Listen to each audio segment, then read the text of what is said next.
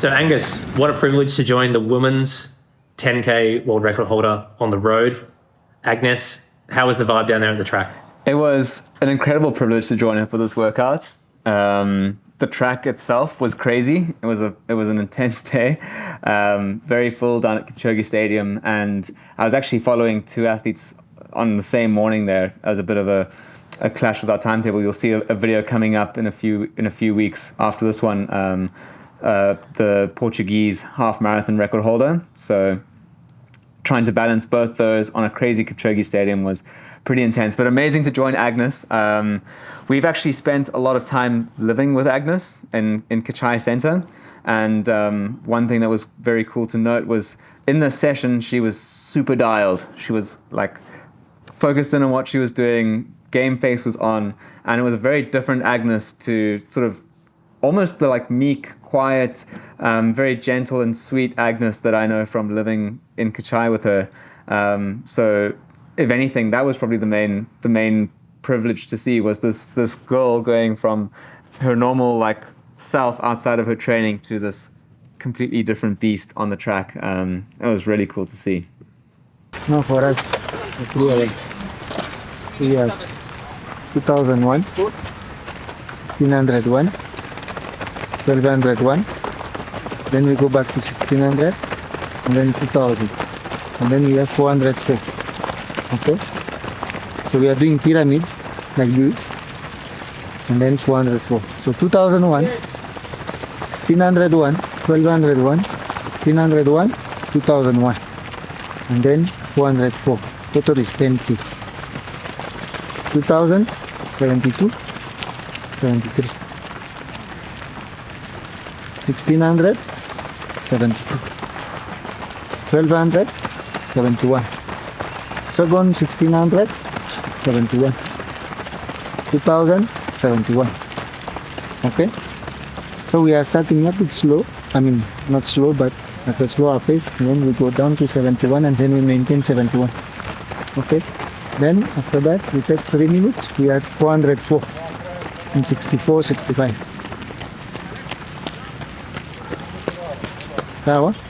Recovery after 2000, 2 minutes. 1600, 130, 1200, 130. Morning, Collins. Morning, Angus. How are you? Very good, and you? You used my Kenyan name there. You called me Collins, didn't you? The nest, eh? Hey, what that is? It's Colin. Yeah, in the real world. How are you doing this morning? I'm good, mate. How are you? Yeah, very good.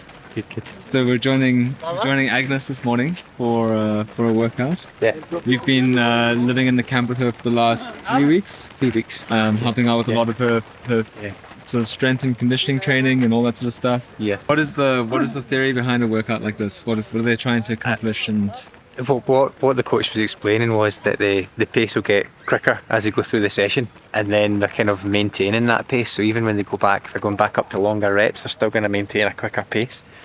So it's going to be an interesting session, mostly kind of threshold type stuff. So working on that kind of fatigue level, fatigue resistance, if you like, and then the 400s on the ends, putting a bit of snap, a bit of speed into the legs once they're already a little bit tired. So it's going to be quite a good looking session. Sweet. Yeah, it's pretty clear that she's doing a sort of VO2 Max session, if you want to call it that. I think that's what the public would call it. 10K effort, 5K effort, you can call it a bunch of things, but it's faster than threshold. It's not pure speed and it's not really lactate tolerance, but they're, as Julien says, they're really trying to find out where her limits lie in training, which once again is scary to think that they haven't apparently found them. But 5K, 10K pace, they're doing 70, 71, 72 second laps. But keep in mind that when I say pace, I'm just talking a rough pace, because they're at altitude, they're on a track. It is worth mentioning, though, that they can prescribe, it's sort of a better environment than most to prescribe a specific pace to run at, which Julien does. He's talking about lap paces at the start. And that's because in Kipchoge Stadium, it's almost always the same weather in that part of Kenya. It's just above the equator. It's almost always 10 to 13 degrees Celsius, 50 to sort of 57 degrees Fahrenheit in the morning, pretty still. I mean, we've been down to Kipchoge Stadium probably over 40 times. You've probably been more. And it's very similar weather all the time. So as a result of that, you're able to sort of have more confidence in prescribing a pace to run at, which is what Julien's done. They are at elevation there. They're at about 2,050 metres, from what I understand, at Kipchoge Stadium, or around that, which is just over 7,000 feet. That won't affect them too much. In fact, it may even be a little bit of a... they're actually coming down from a little bit higher where they live in its end, which is closer to 8,000 feet or 2,350 metres. But their paces at an elevation like this on a track is probably pretty similar to sea level. It will be just off, maybe a couple of seconds per K, but let's not overanalyze these things too much. But yeah, this is a workout at sort of 5K, 10K effort, very high VO2 max work. Pyramid, I really like that. I really like the changing of distances for repetitions. I think it's good in people's minds to have, it's a bit of a refreshing thing. Personally, for me, I find workouts that do get shorter through the workouts to be a little bit easier mentally to get through than doing, say, 10 by a K, although that has a very strong purpose in a training program as well. But great session. I've seen this sort of session prescribed quite a lot by professional coaches. I think maybe once or twice I've seen the exact same workout from memory. But I have talked to Julien a little bit about training before, and this is a pretty common workout for them, or style of workout for them when they're doing workouts at faster than threshold.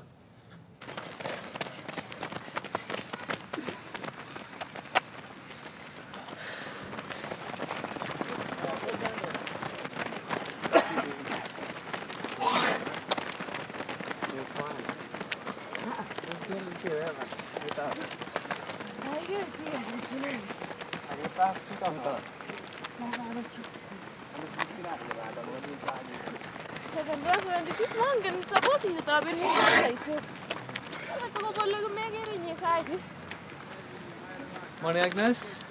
Hey. How are you doing? I'm good, how are you? Very good. It's good to see you again. Thank you. Yeah, I mean, you sort of hinted at it. We've spent a little bit of time living in the same building as Agnes in Iten in Kenya, which sits at around 8,000 feet, I think 2,350 metres. If my conversion is correct to feet there, it might be a little bit off. But we have hung out with her quite a bit in the hotel, and it's funny to, once again, sort of rehash your point that she's a very sort of shy, quiet girl, but then coming out to the track, she's just ripping these times that, a lot of males that are running under 29 minutes for 10K can't do. And awesome to have Colin Thomas down there as well. I mean, his commentary in this video is so good. Speaking to the fact that they're dropping, they're focusing pretty hard on strength and conditioning at the moment, which it's worth pointing out is not overly common for Kenyan athletes. It's a little bit of a misunderstood thing, I think, that people assume that these top-level athletes from Kenya or Ethiopia are doing a lot of gym. It's not the case with a lot of them. Some of them do. Kipchoge is famous for doing some gym work in the lead-up to marathon blocks. And it doesn't tend to be very heavy lifting. Colin obviously doesn't dive into great detail here, but clearly what they're doing in the gym is very effective. It is quite funny hearing Colin share how chaotic the track is, because I want to just highlight and bold the fact that it's actually pretty stressful just trying to run around the track when there's that many people training. At least it is for me. I mean, they're very used to it. So for you to film 2 workouts in an environment like that is not an easy feat. So congratulations. How's you looking? Yeah, good so far. Organised chaos. Trying to work out what's going on. It's the main challenge this morning, isn't it? Yeah, there's a lot happening out here. There is a lot going on, but it's good. It's good. So, Colin, you've been out here doing their strength and conditioning. Can you tell me a little bit about what it is that you run them through? Strength-wise, you kind of think about how a person runs, and running is essentially hopping from one leg to the other with an incredible amount of force. So in strength sessions, we want to build up to almost kind of replicating that, but it takes a lot of work to get to that stage. So you have to kind of stabilise and then strengthen, and then look at kind of doing what we call plyometric work, which is essentially bouncing, jumping, hopping. A lot of people will make the mistake of just throwing plyometrics in at any kind of stage, but you've got to have the stability and the strength beforehand, and you've got to know when to take it out again as well. it's also thinking about what that individual athlete needs for their own specific movement patterns, if you like, because everyone moves differently. And it's quite funny because in endurance running we have this kind of technical template that we call it, as coaches call it, which is all about, kind of high hips, tall posture, foot landing below the centre of mass and all that kind of stuff. And when you look at somebody like Agnes run, although she's an absolute phenomenon, she's an absolute machine in running, but her kind of technical running style is probably not what you'd like to see as a coach. But it's amazing, but it works for her, obviously. So, you wouldn't go and tell somebody like that to start changing things. You just, because she's that good, you'd leave her to it. If it's not broken, don't try and fix it. So yeah, I mean, Agnes is an absolute phenomenon in terms of her fitness levels and her ability. She has this ability to run fast for a long amount of time without becoming tired. Everyone kind of has this intensity, this speed where they will start to fatigue, and for Agnes it seems to be very, very high, which is awesome. Just absolute phenomenon. If you kind of think about how the body generates energy, where energy comes from, so first of all it comes from food. So carbs is the most simple carb is glucose, so its chemical makeup is C6H12O6, so carbon, hydrogen and oxygen. And then we need oxygen to generate that kind of energy process. So we breathe in air, we extract oxygen from it. Loads of other processes go on. We breathe out carbon dioxide. We then also need to get rid of the hydrogen ions which attach to oxygen to make H2O water. But everyone has that intensity where the body then fails to clear hydrogen ions, and that's essentially what builds up the acidic environment within the muscles and the fatigue. And that with Agnes seems to be incredibly high, so giving her that ability to run fast without getting that fatigue could be that genetic condition which I think kind of stemmed out of Scandinavian countries back in the day with cross-country skiers, etc. I think that's where it was first discovered. So, and it could well be within Kenyan athletes, at least African athletes as well, which would be pretty awesome. Yeah. Having Julien also, share his thoughts about what Agnes's future might look like, and what I found probably most fascinating about Julien's commentary specifically is that the way he's talking, it's almost like they have a lot of improvement to come. He's saying that they're always pushing the envelope in training. They want to see where her limits lie. And she's already smashed the world record on the road for the women's 10K, running well under 29 minutes. It's a little bit scary to think where she might go in the next couple of years because she's still very young. I mean, I think she's in her early 20s, and many of these Kenyans have very little support as they're growing up through the high school years and just out of high school. And Agnes was sort of fortunate enough, or found herself in a position where she was able to join a team, get that support that she needs, get the right contacts, get a great coach such as Julien, and then having someone like Colin Thomas adding the additional 1%ers to the program in the strength training. This is an athlete that has phenomenal talent, that has been fortunate enough to been put in a position where she has all the resources available to her. And in cases like that, you see just such phenomenal times and results come as a result of it.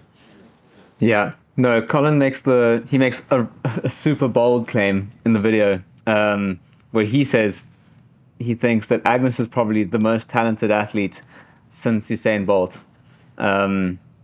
Which is a wild statement to make, but potentially true. Like, she does come from a very humble background, and there are so many top talents coming out of Kenya that get there sort of based off almost purely talent and not the support. And she's been so fortunate to have been discovered at a super young age. And like, a lot of people online will point to the incredible bounds she's made in just the last 3 years. The change in her 10K time is crazy, but the amount of support that she's received in those last 3 years compared to what she had before is like astronomical. Huge difference there. So yeah, what we're seeing in Julien, and getting to stay in Kachai where we stayed before, with food catered for, super comfy accommodation, she's like really living an incredible life as an athlete in E10 compared to even most professional Kenyan athletes. If I've learned anything from filming all these athletes around the world, It's that most of them train to a specific effort. They don't necessarily train too much to a specific data metric like heart rate or pace or anything like that. Sometimes they might. But this whole idea we've really embraced at the Sweat Elite Coaching Academy, and we try to make sure all the athletes that we train at the Sweat Elite Coaching Academy are running to a specific effort and not necessarily chasing any external data metric. And if you're interested in learning more, you can join us over at Sweat Elite Coaching Academy. Could you give a little bit of insight into what her weekly training looks like? You said that it's pretty intense. Yeah, What are the specifics? Yeah, it is. You'd be best getting that from Kip actually, who kind of does the training plan for her in terms of running training. But yeah, twice a day it's pretty full on. 3 sessions per week, heavy, fast, very very quick sessions. And you can see the guys that pace her. Yeah. Are afraid because they know that when it gets to the last rep, she's just going to run past them. It's great. It's amazing. She's levelled the playing field. Yeah. When a female's running 28 for a 10k, that's that used to be the professional man's time. Yeah. Until very very recently, it's now female's time. It's awesome. It's amazing. Yeah. Sweet. Good. One more. How's the workout going, Julien? Very good. Everything is okay. It's perfect. Respecting the time we want today. We are working well together. So this workout, can you explain to me what's happening? Yeah, we are doing a pyramid. So let me finish with her first. She has one more, and then I tell you. Perfect. Yeah, sorry. Let's go. Aya, last one. 3, 2, 1, up. Yeah, seems like they're just doing everything right.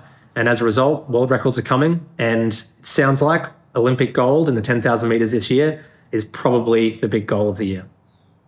Definitely. I was speaking to Julien, I'm not sure if it's in the video, but speaking to him, asking about the goals, and he almost laughs a little bit at the world record. When I mentioned it and I brought it up, he was like, yeah, it's like really nice that she got the world record, but it's actually just a small stepping stone to our ultimate goal, which is Olympic gold. They seem like they've been so confident in her ability to run these times and run these phenomenal races that the world record was almost inevitable. It's actually just getting through all the different qualifiers and making sure she's in the best shape for Olympic gold when the time comes. That's going to be the challenge. But it's really interesting to note the consistency with which she's raced over the last year or so. We were with her in E10 last year, August, September, when she broke the world record the first time, which in the end wasn't ratified. We spoke about this. There was a bit of a party thrown at our accommodation with a good few hundred officials, or 100 officials flying in from all over Kenya to congratulate her. And sadly, it was a bit too soon. And the record wasn't ratified, but she smashed it. And I think everyone at that event sort of realized, based off the splits of her 5K or the splits right the way through that 10K race, that she was going to do it again. And she did. She did it again earlier this year. And since this workout, she won the national cross-country champs in Kenya, which is a huge feat. One of her goals on the way to Olympic gold is going to be competing at the World Cross-Country Champs. But just to place top 3 at the national championships in Kenya is outrageous. Like we've spoken about this a few times before, where going to these big national cross-country events, you realize that the fields there are probably as stacked, if not more stacked, than at like a European champs or even the world champs itself. So the fact that she's consistently nailing these races just points to how incredible she is as an athlete.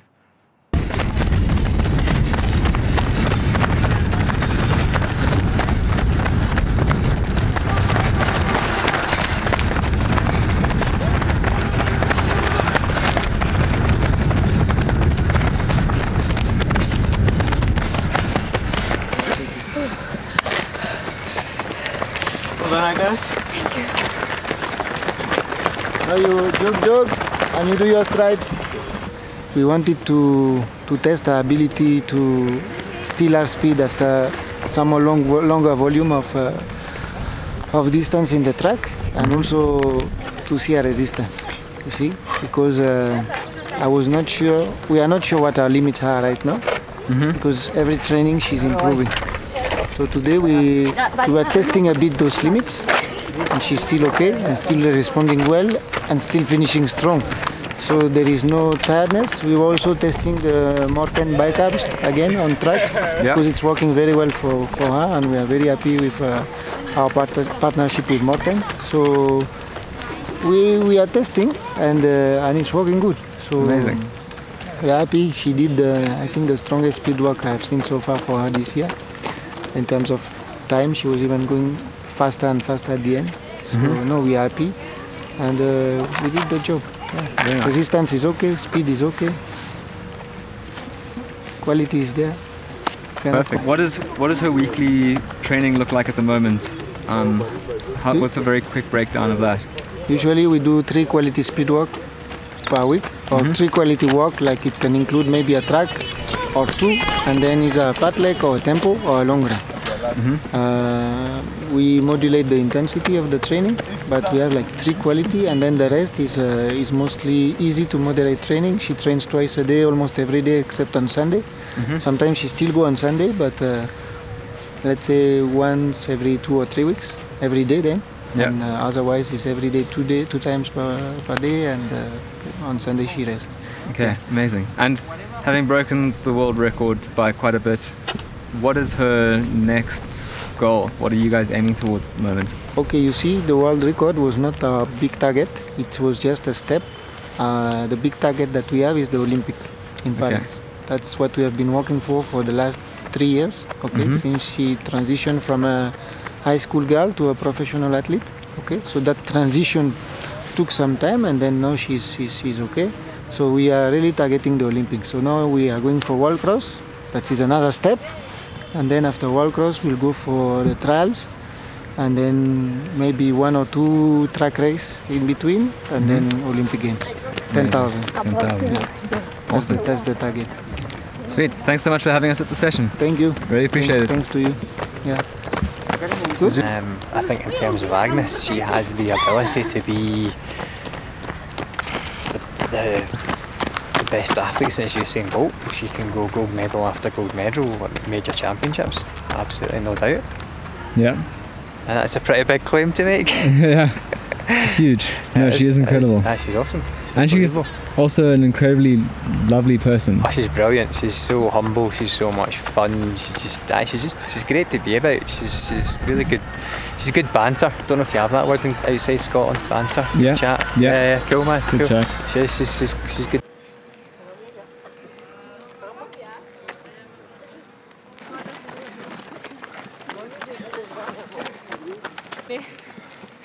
How was that, guys? Ooh, Good? yeah. Good. It was fire. Nice.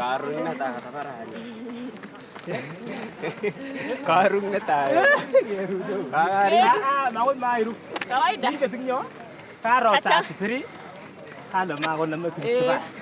Obvious.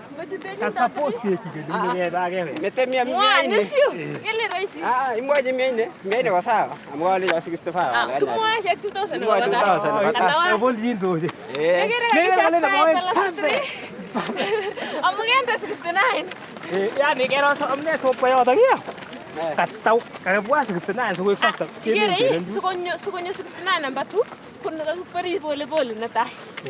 Lakini katukochutine kora amu kakichaktaet alasitri kangobon. Kakichaktaet. Makabun ane Olympia 76.